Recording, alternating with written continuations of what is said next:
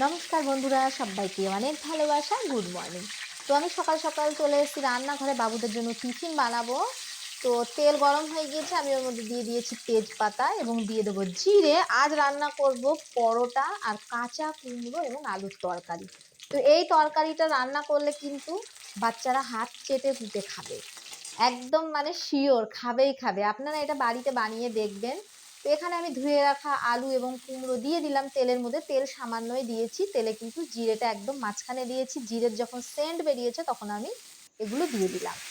তো এই তরকারিটা রান্না করলে পরোটা রুটি দুটোর সঙ্গে ভালো লাগে, ভাতের সঙ্গে কিন্তু খুব একটা ভালো লাগে না, খুব একটা কি ভালোই লাগে না। তো এগুলো আমি সাধারণত বাবুদের টিফিনের জন্যই তৈরি করি, আর কখনো সখনো রাত্রে হয়তো তৈরি করি। আর কচি কুমড়ো দেখলেই কিন্তু আমার ভাতে সিদ্ধ খাওয়ার ইচ্ছা করে।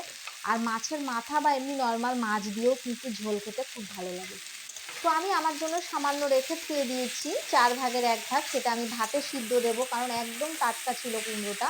আর বাবুদের জন্য এই তরকারিটা বানিয়ে দিচ্ছি, যেহেতু আমি সকালবেলায় রুটি খাবো না, বৃহস্পতিবার পুজো করব। তো তরকারিটা রাখাই থাকবে, আর ভাত দিয়ে তো এই তরকারিটা ভালো লাগবে না। সেই কারণে কিন্তু আমি সিদ্ধ খেয়ে নেবো, আর সামান্য তরকারি আমার জন্য রেখে দেবো, রাত্রে সেটা রুটি দিয়ে খাবো। তো এখানে আমি লবণ হলুদ দিয়ে তারপর লঙ্কা দিয়ে দিয়েছিলাম 4টে, আর জল দিয়ে দিলাম ভালো করে ভেজে। এবার আমি তরকারিটা ঢাকা দিয়ে দিয়েছি। আর এই যে আমাদের বাড়ির আটা, সেই গম বেচে আটা কিন্তু ভাঙানো হয়ে গিয়েছে। আর আমি কিন্তু আটা চালি না কোনো দিনও, যেহেতু আপনারা দেখেছেন আমি সুন্দর করে গম ধুয়ে তবেই রোদে দিয়েছিলাম। তো ক্যামেরাটা আমি বাঁ হাত দিয়ে ধরার জন্য আমি ডান হাত দিয়ে দিচ্ছি, হাতটা আমাকে আবার ধুয়ে নিতে হবে। তো এখানে দিয়ে দিলাম 1 প্যাকেট গরম মানে সবজি মশলা। এর নাম কিন্তু গরম মশলা হবে না, সবজি মশলাই হবে।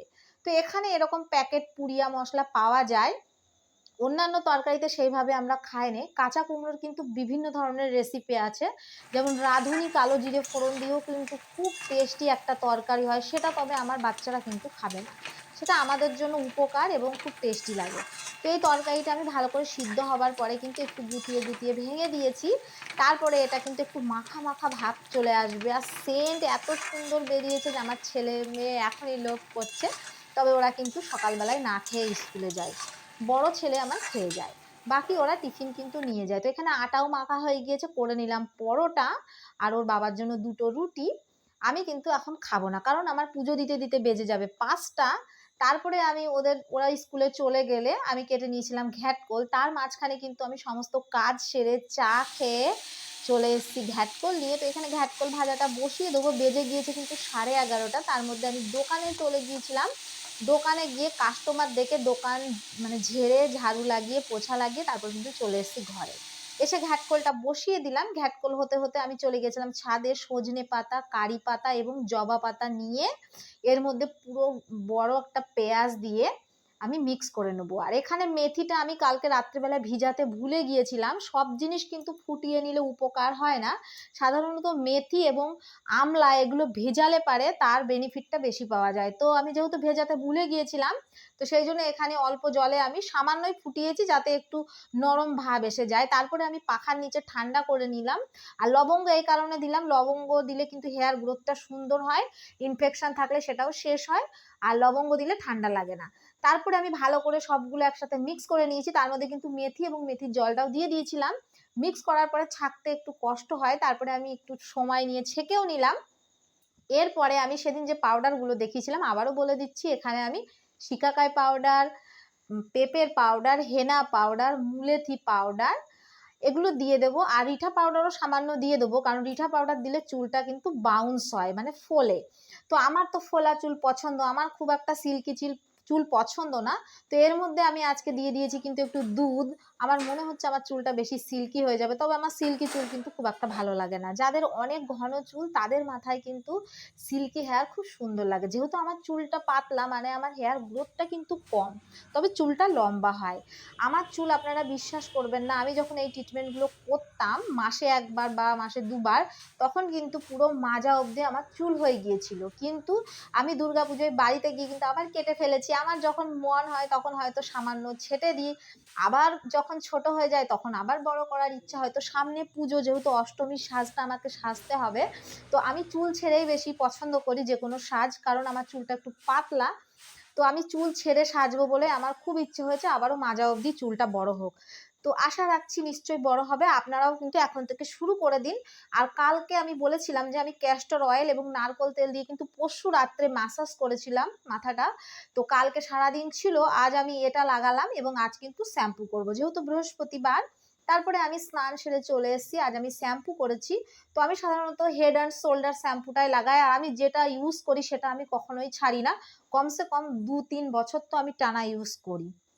আমি যে সেটা চেঞ্জ করব তার সময় আমার হয়ে ওঠে না, আর আমি ভাবতেও পারি না চেঞ্জ করব কিনা। এইভাবে আমার দিন চলে যায়, রাত চলে যায়, কখন কি আমি কিছুই জানি না। তো আমি হেড অ্যান্ড শোল্ডার ছাড়া কিন্তু মাথায় ইউজ করি না অন্য শ্যাম্পু, মানে রিসেন্ট। আগে সুমির শ্যাম্পু লাগিয়েছি, কেয়া শেটেল লাগিয়েছি। তো ওগুলো তো আর সবসময় পাওয়া যায় না। তো আমার ইন্দুলেখা শ্যাম্পু ছিল, তো আজকে আমি সেটাই করে নিলাম, কারণ সেটা এখনো কোটোতে আছে, সেটা আমি ইউজ করি না। তো আজকে আমি সেটাই কিন্তু মেখেছি। আমার চুল প্রচণ্ড সিল্কিও হয়ে গিয়েছে। আমার সিল্কি চুল খুব একটা পছন্দ হয় না, একদম পাতলা হয়ে থাকে। তো যাই হোক, আমি স্নান টান সেরে সমস্ত কিছু দেখলেন তো তুলসী গাছে পুজো দিয়ে আসলাম। যদিও আমি গণেশ পুজোটা আগে দিই, তারপরেই সমস্ত ঠাকুরকে ফুল বেলপাতা জল এইসব দিই। তো এবার আমি বসে গিয়েছি পুজোয়। আগে আমি গণেশ ঠাকুর এবং পঞ্চদেবতার পুজোটা আমি আগে করে নেব ফুল দিয়ে, তারপরে আমি কিন্তু মা লক্ষ্মী স্নান করিয়ে নেবো। তো এখানে আমি ধূপবাতি সব জ্বালিয়ে নিলাম। আর বন্ধুরা, এই কস্তুরি ধূপকাঠিটা আমি কিন্তু সেদিন অনলাইন থেকে এনেছিলাম, মানে অর্ডার করেছিলাম। তো আমি কস্তুরি ধূপকাঠি জ্বালাই, তবে এই ধরনের স্টিক আমি প্রথমবার জ্বালাচ্ছি। যেহেতু আমি ইয়োগা করার জন্য এই ধরনের স্টিক নিয়ে এসেছি, এটা নাকি 2 ঘন্টা জ্বলবে, কিন্তু এটা সম্পূর্ণ মিথ্যে কথা, এটা মাত্র 1 ঘন্টা জ্বলে।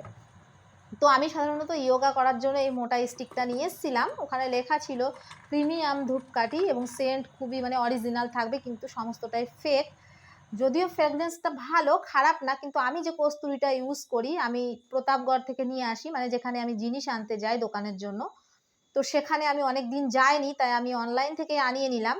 তো বন্ধুরা, আমার মায়ের স্নানও করা হয়ে গেল চন্দন মাখিয়ে। আমার মাটা কিন্তু খুব সুন্দর দেখতে।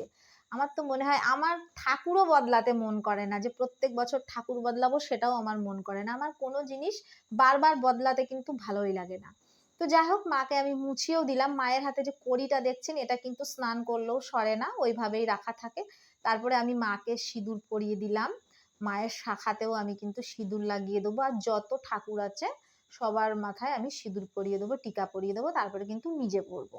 আর আমার পাশেই কিন্তু মোবাইলে চলছে লক্ষ্মীর পাঁচালি, আর বেজেও গিয়েছে কিন্তু 5টা। তো প্রতিদিনই আমার এরকমই সময় হয়ে যায়। আজকে আকাশে খুব মেঘ করেছে, তবে আবহাওয়াটা খুব সুন্দর, বাইরে কিন্তু অনেক জোরে হাওয়া হচ্ছে। তো আমার ছেলেমেয়েরা চলে গিয়েছে ছাদে, ওরা আমাকে বারবার ডাকছে, তো আমিও কিন্তু হুটোপাটি করে খেয়ে চলে যাব ছাদে। তার আগে আমি চলে যাব দোকানে, দোকানে গিয়ে ফুল আর ধূপ দিয়ে আসবো। দোকানে যেহেতু প্রসাদ আমি দিই না, ওখানেও লক্ষ্মী গণেশই আছে।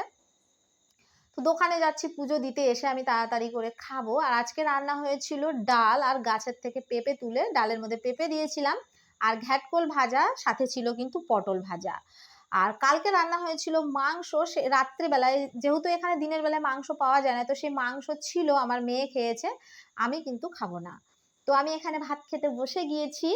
তো সবাইকে অনেক ধন্যবাদ আমার ভিডিওটা দেখার জন্য। এইভাবেই কিন্তু আমার ভিডিওটা দেখবেন, আর প্লিজ আমার চ্যানেলটা সাবস্ক্রাইব করবেন। তো আমি চলে এসেছি ছাদে, আমার ছেলেমেয়েরা বারবার ডাকছিল। ছাদে এসে দেখি প্রচণ্ড পরিমাণ হাওয়া। এই হাওয়া খেয়ে আমার তো আরও মন ফ্রেশ হয়ে গেল। যদিও আমি এত লেট করে ভাত খেলাম, কিন্তু আমার এমনি নর্মালি কোনো সমস্যা হয় না, যেহেতু আমি সকালবেলায় ঘুম থেকে উঠে খালি পেটেই কিন্তু 1 চামচ আদার রস এবং সামান্য মধু আর 500 জল খেয়েছি। আমি সারাদিন তেমন কিছুই খাইনি, চা আর বিস্কুট খেয়েছিলাম সকালবেলায়, আর মাঝে কিন্তু আরেকবার, যেহেতু আজকে মেঘলা মেঘলা ছিল, তো মাঝে আরেকবার আমি চা খেয়ে নিয়েছিলাম। আর আমি কিন্তু 1.5 লিটার জল অলরেডি খেয়ে নিয়েছি, আমি খাবার খাই ইয়া না খাই। তারপরে আমার চুলটাও শুকিয়ে গিয়েছে, মাঝখানে সামান্য ভিজা আছে চুলটা। আমার চুল আপনারা দেখেই বুঝতে পারছেন, এই 3-4 দিনেই কিন্তু কতটা বেড়ে গিয়েছে। হয়তো কেউ বিশ্বাস করবে না, তবে সত্যি এই টিপসগুলো ফলো করলে চুল কিন্তু বাড়বে। তো আজকে আমি আর মাথায় কিছু লাগাবো না, কাল আমি কিন্তু আবারও মাসাজ করব নারকোল তেল এবং ক্যাস্টর অয়েল দিয়ে। বাই।